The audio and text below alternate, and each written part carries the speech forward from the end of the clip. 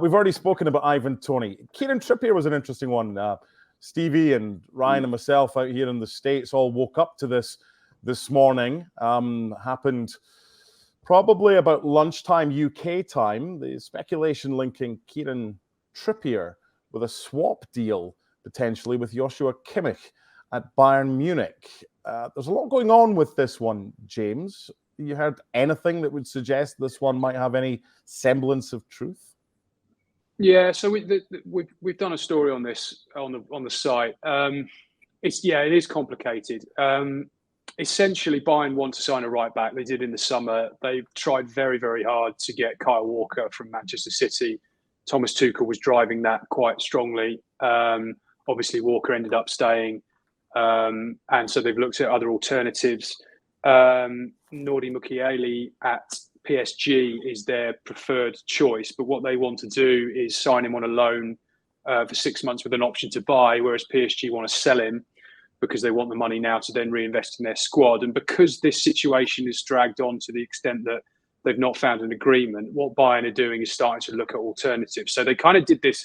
If you remember what happened with the centre-back situation where they came in very late in the day for Radi Dragusin, who ended up going from Genoa to Tottenham, they started looking at Eric Dyer as a backup position, and obviously they've ended up going for Dyer. But the situation with Dyer, of course, was that he was quite desperate to leave Spurs because he'd been frozen out by Postecoglou. He had 6 months left on his contract at Spurs and they were willing to do business. Trippier is a very different situation. He's under contract until 2025. He's been a hugely influential part of the renaissance that Eddie Howe's engendered at Tottenham, at Newcastle. He's obviously captained the team as well on occasion, and I don't think they've got any desire to lose him whatsoever. So Bayern probably have to, why would they loan him? I mean, it would be crazy for Newcastle to think about loaning him. So if we're talking about a permanent deal, then I think the Bayern are going to have to come up with a decent amount of money, even though, as you say, he's 33 years old. So I think it's a contingency plan based on the fact that there's some frustration with the negotiation with PSG. I think the PSG option is still their preferred choice, but it's an interesting alternative. And obviously, Trippier has played abroad before. He was very successful with Atletico Madrid in Spain. So, you could see potentially where the temptation would be. Thomas Tuchel obviously knows the Premier League very well. So, there'd be good link-ups there. Clearly, he would know Harry Kane and Eric Dyer as well from his time at Tottenham. But it feels as though there's too many cogs that have to turn for this one to come off. But an interesting story nevertheless. Stevie, we've got a few rascals among the ESPN FC production staff, and Sam is one of them, and he just chucked in a little bit of a grenade. Does this mean that Harry Kane perhaps isn't settling as well as maybe he otherwise would be because Spurs and others are having all the players go over to join him, and he's getting all his pals back together? That's just rascal journalism. No, it's nonsense is what it is. I'll tell you what, if he ever settles, can you imagine how good he'll be then? I mean, the guy can't stop scoring goals, so if he's unsettled, let's have more of that. Yeah, complete nonsense. What a I mean, that's just made up. Really, it's just made up. It sounds good, feeds into the narrative of Trippier going there, but the reality is it's absolute nonsense.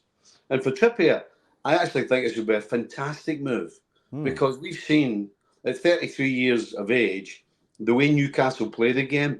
We've seen recently how the physical side of the game, because he's 33 and the amount of running he's having to do, it's catching up with him. And that would certainly ease a little bit going to Bayern. So for Kieran Trippier, it would be a fantastic move. It would probably be a good move for Harry Kane. Get one of his England teammates alongside him. That would be great. So yeah, great for Trippier. But as far as Harry Kane unsettled, absolute nonsense.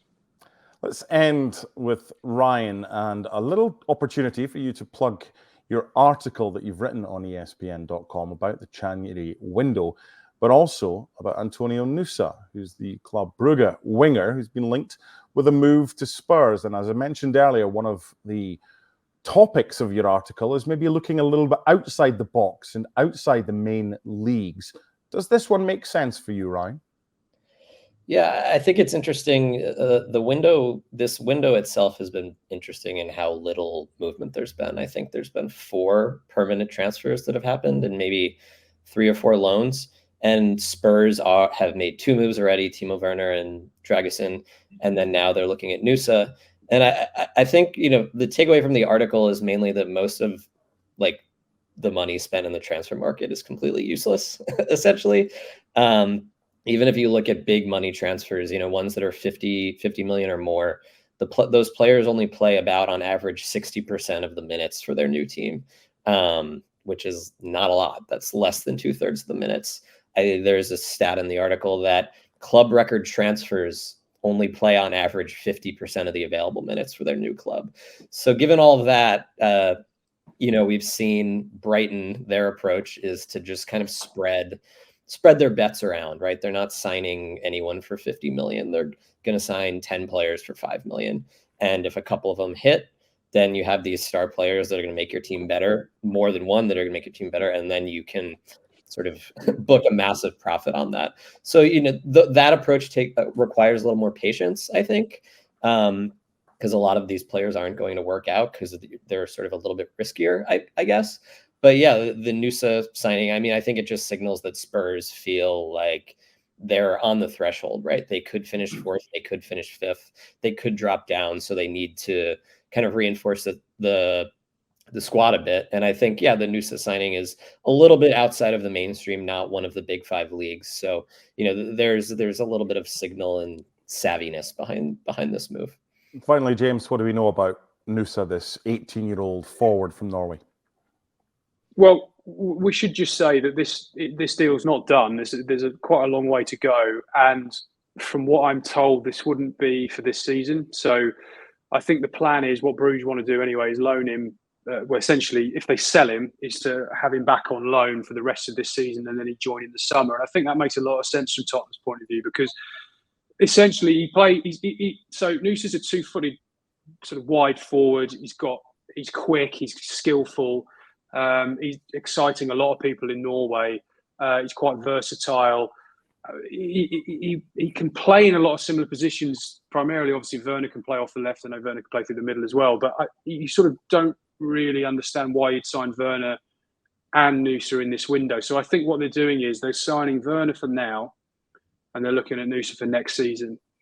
And then obviously they've got an option whether they want to take up on Werner. And if Werner has a stellar 6 months and they decide they want to take up that option, then brilliant. If they don't, then they've got this kid potentially coming in to take that place in the squad, and then with that potential. And also, I think it's important that it marks a bit of a return to Tottenham's sort of roots, if you like, that there was this big internal struggle under Antonio Conte about the type of the sort of profile of player that they wanted to sign. So on the one hand, he wanted them to sign experienced 28, 29, 30-year-olds, maybe even older in cases, for example, even Perisic. Is actually quite symbolic today that when the news of Nusa broke, Perisic has gone out on loan back to Hajduk Split.